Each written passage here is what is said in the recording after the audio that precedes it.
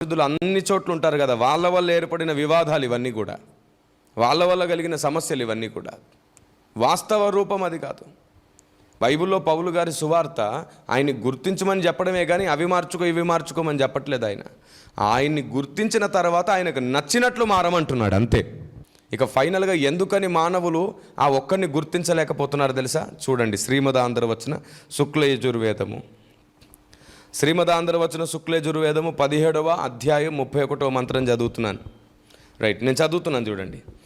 జీవులు సమస్తము సృష్టించిన విశ్వకర్మను తెలుసుకొనరు. ఏం చెప్పబడింది? ఆ ఒక్కడిని, సమస్తాన్ని చేసిన ఆ ఒక్కడిని జీవులు గుర్తించరు అంట.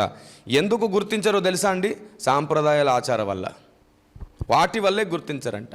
ఆ ప్రేమ అభిమానాల ముసుగుల వల్లే మాది వేరు మీది వేరు అనేటువంటి అడ్డంకులు వచ్చేస్తున్నాయి. ఇది నేను చెప్పట్లేదు, వేదమే చెప్తుంది. చూడండి, జీవులు సమస్తము సృష్టించిన విశ్వకర్మను తెలుసుకొనరు, తమలోనే ఉన్న అతనిని కనలేరు.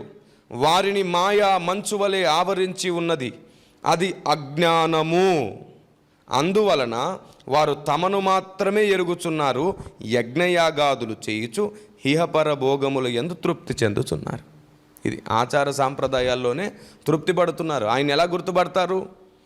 ఆయన్ని గుర్తుపట్టాలనుకుంటే మార్పుకి ఇష్టపడాలి, అజ్ఞానాన్ని విడిచిపెట్టి జ్ఞానంలోనికి రావడానికి ఇష్టపడాలి. నేను మరలా చెప్తున్నాను, జ్ఞానమైనది ఎక్కడున్నా అందరికీ చెందినది.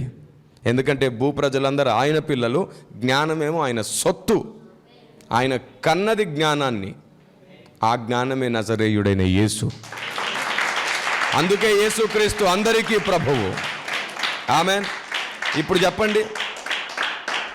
చెప్పండి, బైబిల్ నమ్మకపోతే బైబిల్ నరకం అని చెప్పిందా? ఆ ఒక్కరిని తెలుసుకోకపోతే ఎవరికైనా నరకం అని అన్ని గ్రంథాలు చెబుతున్నాయా? ఇప్పుడు అందరూ మేలుకోవాలి.